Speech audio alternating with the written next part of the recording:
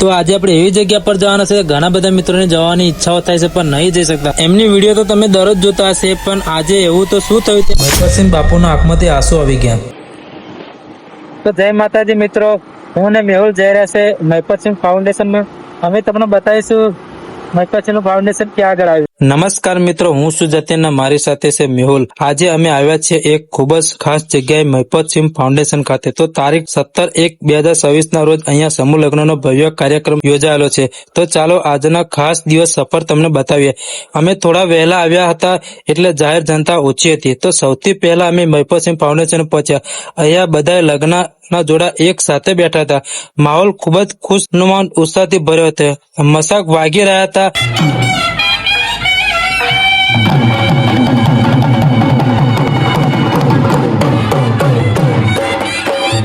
અને આખું વાતાવરણ એકદમ ઉત્સાહથી લાગતું હતું. ત્યારબાદ અમે મહિપતસિંહ વિકલાંગ વૃદ્ધાશ્રમ તરફ ગયા. અહીં અમે આશ્રમમાં તમામ સેવાઓ જોઈ અને ઘણા વૃદ્ધ લોકો સાથે વાતચીત પણ કરી હતી.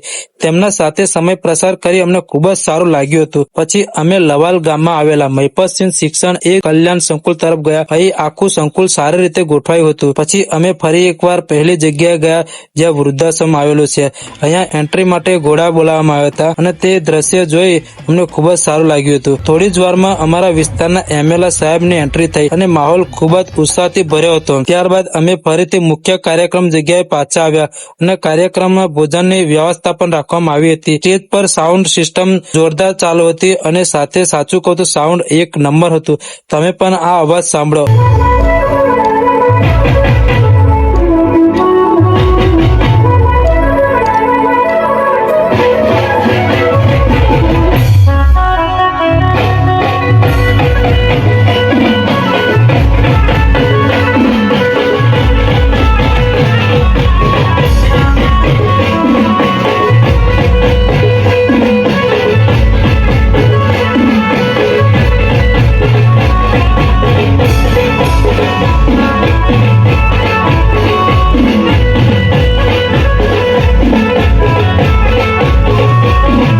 અહીંયા દરેક વરઘોડિયા માટે ઘણું બધું સામાન આપવામાં આવ્યું હતું, જેમ કે તિજોરી, વાસણ, એલસીડી દરેક વસ્તુ આપવામાં આવી હતી. થોડી જ વારમાં તમામ લગ્નની સાથે ભવ્યની એન્ટ્રી થઈ અને ઘણા કલાકારો આવ્યા હતા.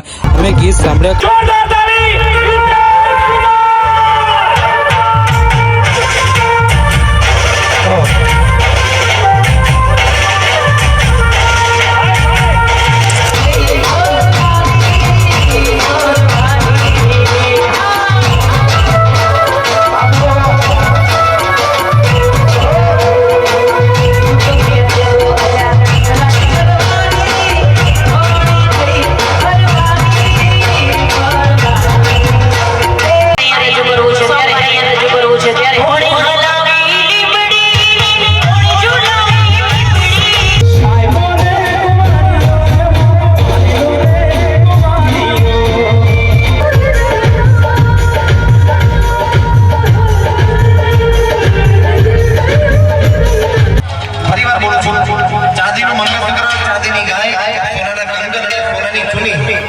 બરાબર છે, હું ફોલો કરતી હતી એમને.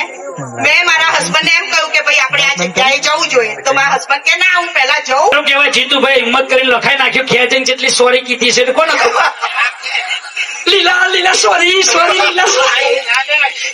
ભાઈ તમારે તો બરાબર છે, અમારે તો પૂછ્યા વગર કશું ના કરાય. ભાઈ જો મારે કેવું છે, તમે મારા ઘરે કેવું. અંતમાં મહિપતસિંહ બાપુના આંખમાંથી આંસુ આવી ગયા. 5,000 10,000 દીકરીઓ આવી છે. સો એની જવાબદારી પડવા તૈયાર છે. ચિંતા ના કરતા. અને ખાસ આ લગ્નની અંદર જે કઢિયાવાડમાં આપ્યું છે બધું આપ્યું છે, પણ એ સિવાય એડિશનલ આપણે 2 દિવસ પહેલા જાહેરાત કરી કે આપણે થોડું ઘણું કલેક્શન કરીને આપણે એ દીકરીઓના એ ખરાબ સમયની અંદર કામ આવે એના માટે. તો દરેક દીકરીને 25,000 રૂપિયાની એફડી આપણે આજે જાહેર કરીએ છીએ અને 2 દિવસ પછી એમને આપણા ઘરે પહોંચાડી દઈશું 25,000 રૂપિયાની એફડી. સો એ 2 વર્ષની એફડી હશે, 2 વર્ષ પછી એમને પૈસા વાપરવાના જ છે, તમારે વાપરવાના છે, ફરી એફડી નહીં કરવાની. 2 વર્ષ એટલા માટે કે કદાચ 2 વર્ષ પછી તમારે કોઈ ખરાબ સમય આવે, કોઈ તકલીફ લાગે તો એ 25,000, કદાચ 2-3,000, 5,000 વ્યાજ થાય તો એ 30,000 તમને કામ લાગશે. સો દરેક દીકરીને 25,000 રૂપિયા મૈપતસિંહ ફાઉન્ડેશન અને મૈપતસિંહ ફાઉન્ડેશન સાથે જોડાયેલા એ તમામ ચાહક મિત્રો, અમારા સપોર્ટર મિત્રો તરફથી આપવાની આજે અમે જાહેરાત કરી છે. થેન્ક યુ, ખૂબ ખૂબ આભાર. એકવાર જબરદસ્ત તાલી થઈ જાય.